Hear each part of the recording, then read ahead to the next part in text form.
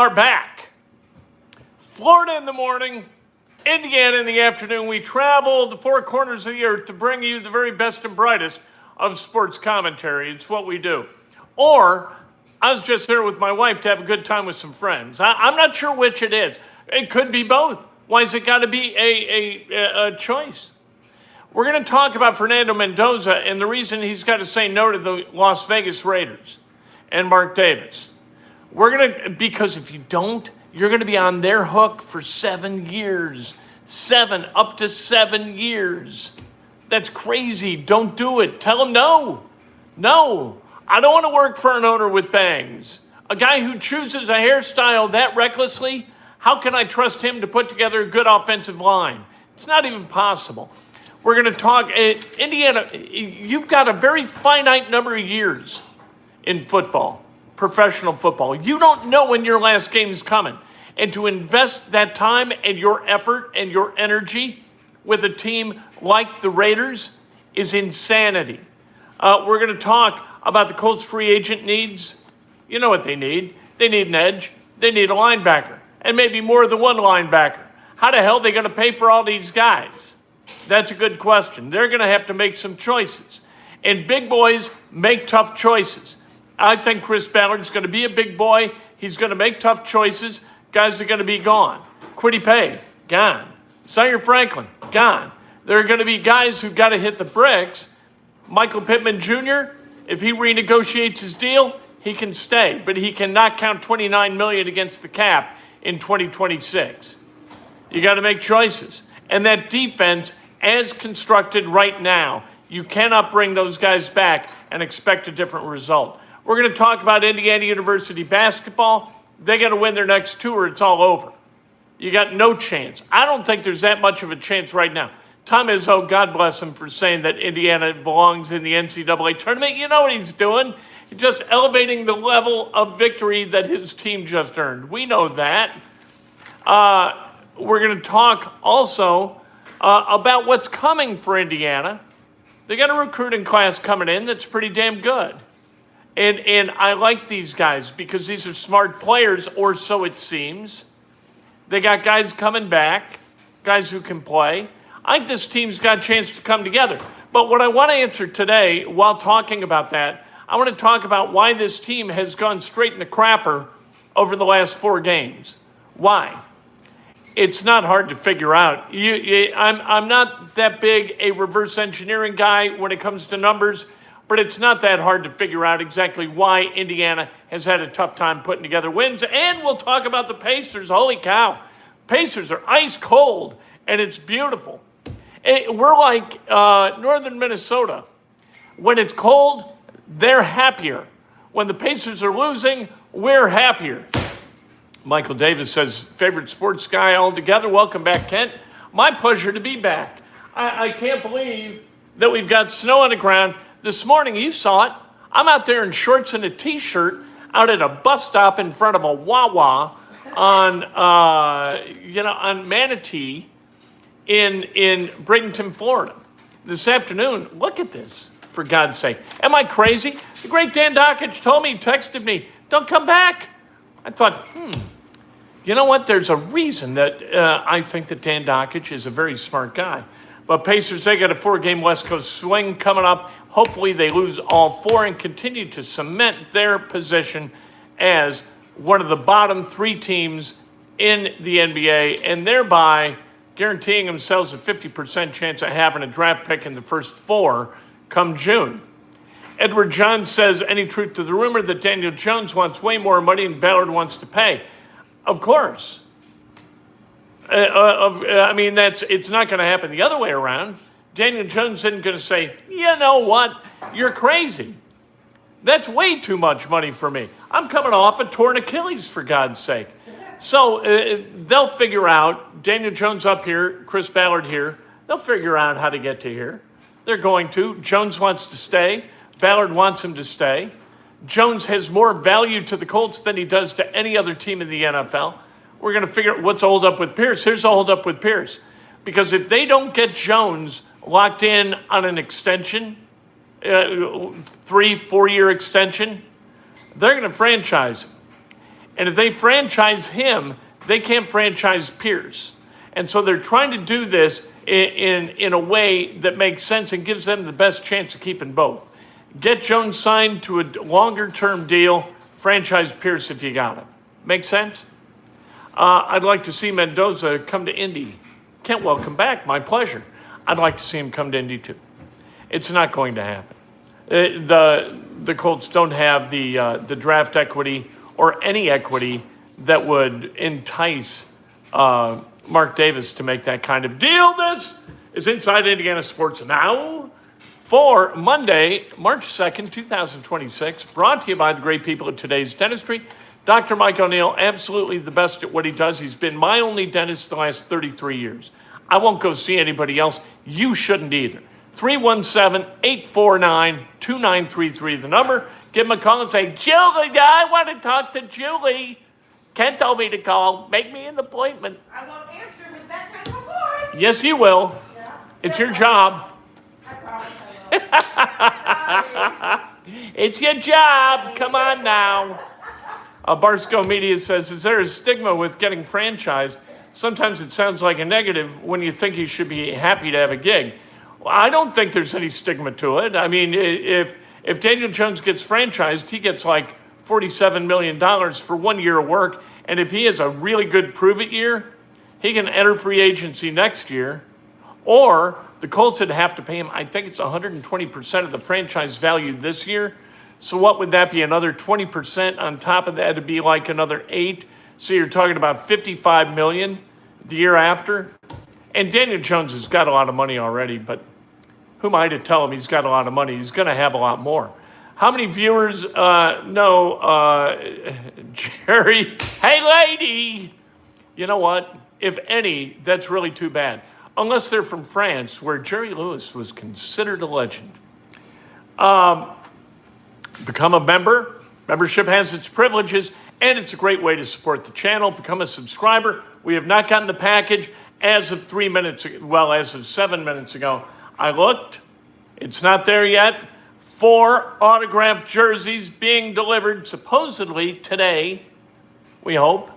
And we'll take a look at them together and see what jerseys we're going to give away over the next 4 Thursdays.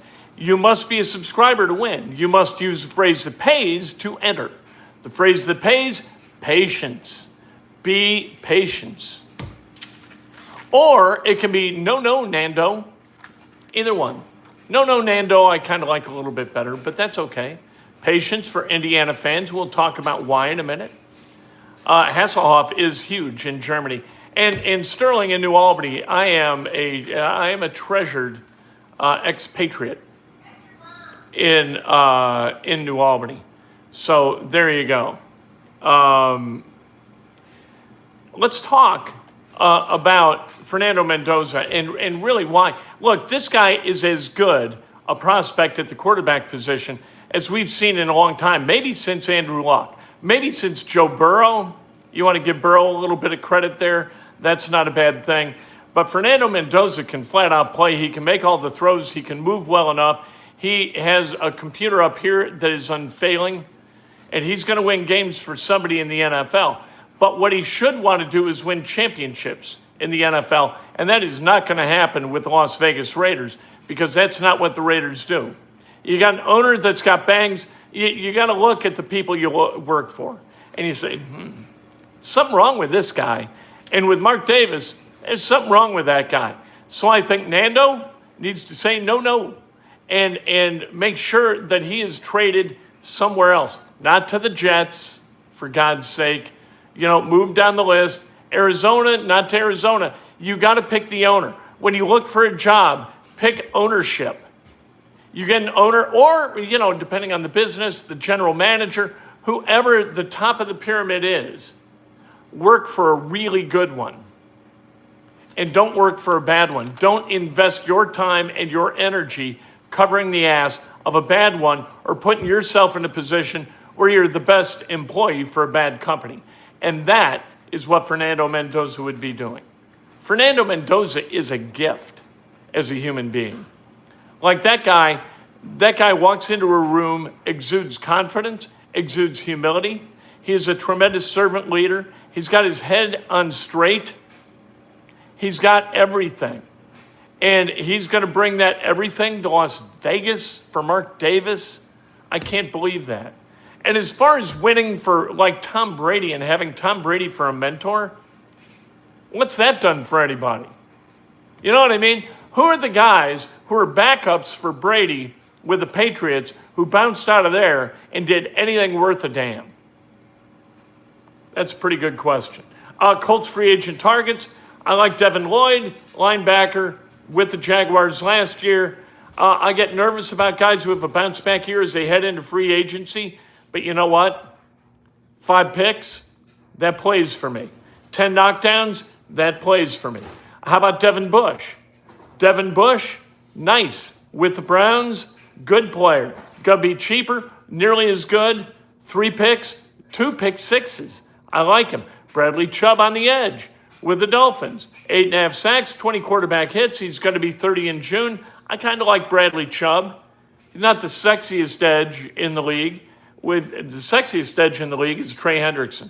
But he's going to cost like $25-30 million a year, according to estimates.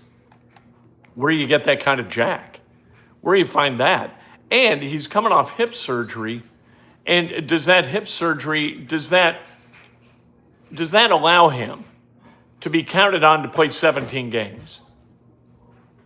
I don't know. You want to spend $25-30 million on an asset that's coming off pretty damn serious hip injury?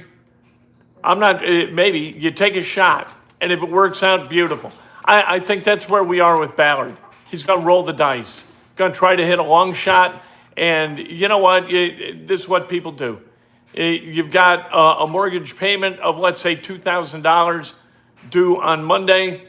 On Friday, maybe you go to the casino. You got $100 in your pocket. You put it on Black 11. Maybe he's in that kind of position where it's like, hey, you know what? I'm getting run out of here. If I don't get him, I may as well get him and see if he can play. Let's talk about IU. They got to win the next 2. You've got Minnesota at Assembly Hall on Wednesday, and then next weekend, you've got Ohio State. By the way, this weekend, we set the clocks ahead.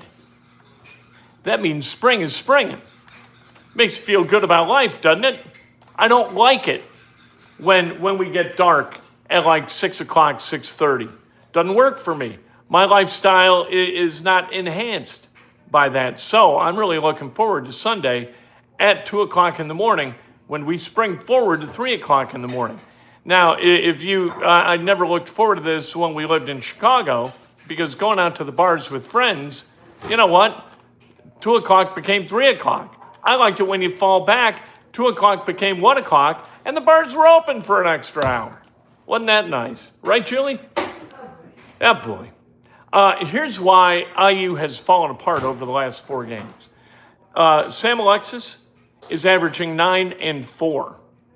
Wilkerson, he's pouring in points, but over that 4-game run, he's 13 of 39 shooting triples. That's 33%. That's math. And then you've got Nick Dorn.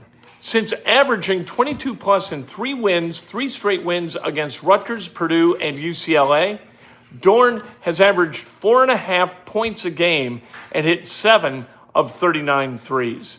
IU, by the way, is 5-1 in Big Ten play when Nick Dorn scores in double figures.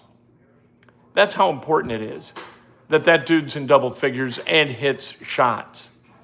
Alexis, when those guys were kind of playing really well, Indiana won games.